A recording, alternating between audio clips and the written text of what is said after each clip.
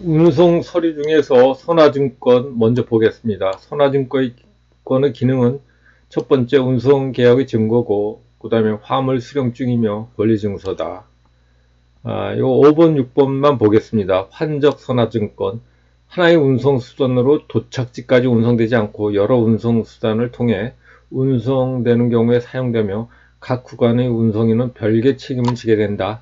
환적은 화물의 손생을 초래하고 지연 도착의 원인이 될 뿐 아니라 환적 비용이 발생할 우려가 있기 때문에 신용장 면에 트랜스시먼트 프로히비트라는 문헌을 기재하여 환적을 금지하고 있다.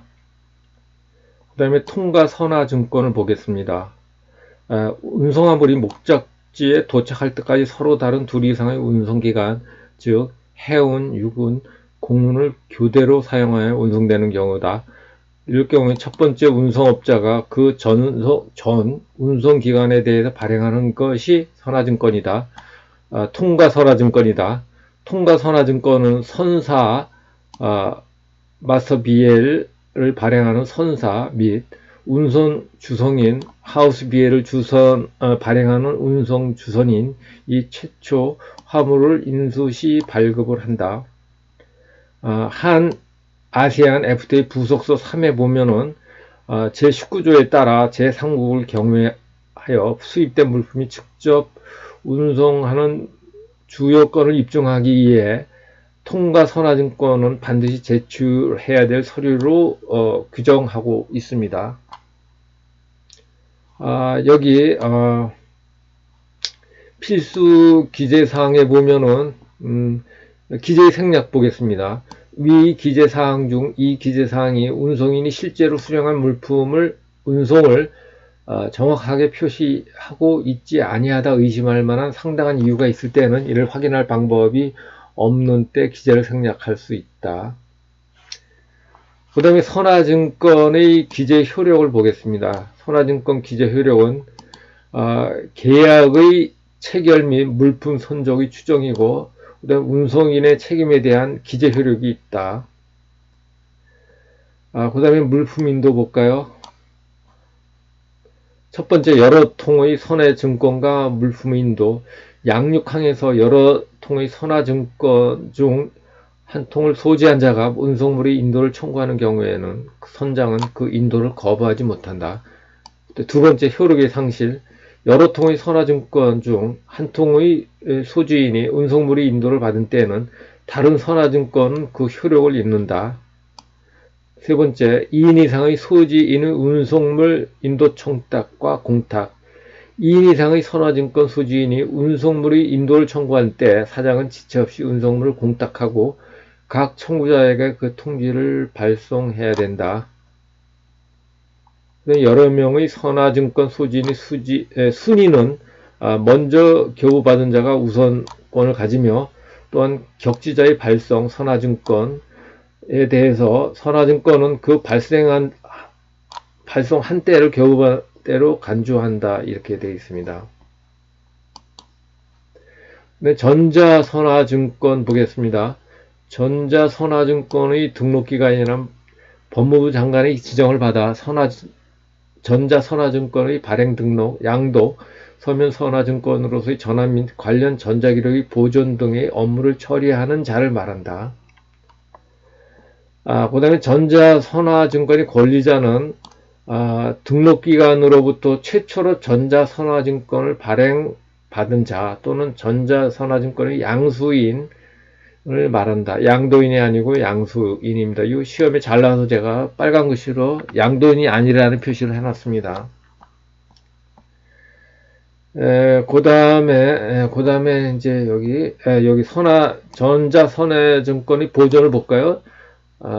등록기관의 업무 준칙에는 전자선화증권 전자기록을 다음의 기간 이상 보존해야 된다.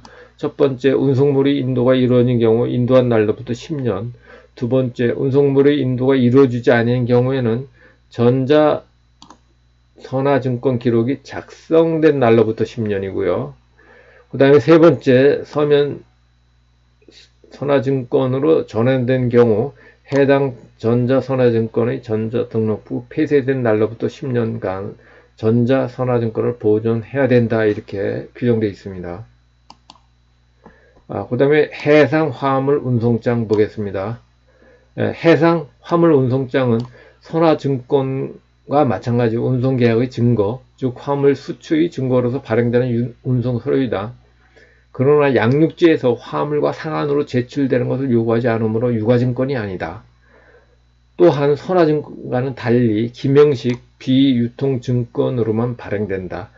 선화증권이 발행되면 해상 화물 운송장은 발행되지 않는다. 중요한 내용입니다. 선화증권이 발행되면 해상 화물 운송장은 발행되지 않는다. 이렇게 되어 있습니다. 기능에 대해서 보겠습니다.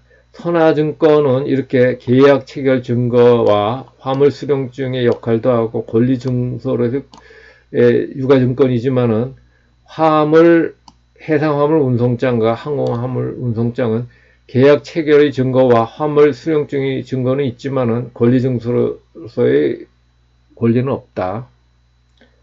해상 화물 운송장은 권리 증서로의 기능이 없으므로 송화인은 수화인이 인도를 청구하기 전까지 자유롭게 수화인을 변경할 수 있다. 이렇게 되어 있습니다. 그 다음에 운송인의 책임 면제에 대해서 보겠습니다. 운송인이 운송물을 인도함에 있어 수령인이 해상 화물 운송장에 기재된 수화인 또는 그 대리인이라고 믿을 만한 정당한 사유가 있는 때에는 수령인이 권리자가 아니라고 하더라도 운송인은 그 책임을 면한다. 해상 화물 운송장이 발행된 경우 운송인이 그 운송장에 기재된 대로 운송물 수령 또는 선적한 것으로 추정되며 증서 소지인은 물품에 대한 권리가 없다. 이렇게 규정되어 있습니다. 그 다음에 여기 항공 화물 운송장은 요 2번만 보겠습니다.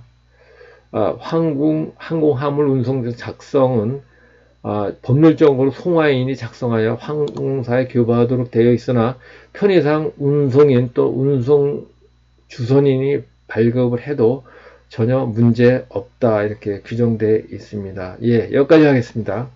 요거 있네요. 화물 운송장의 기능을 한 번 더 보겠습니다.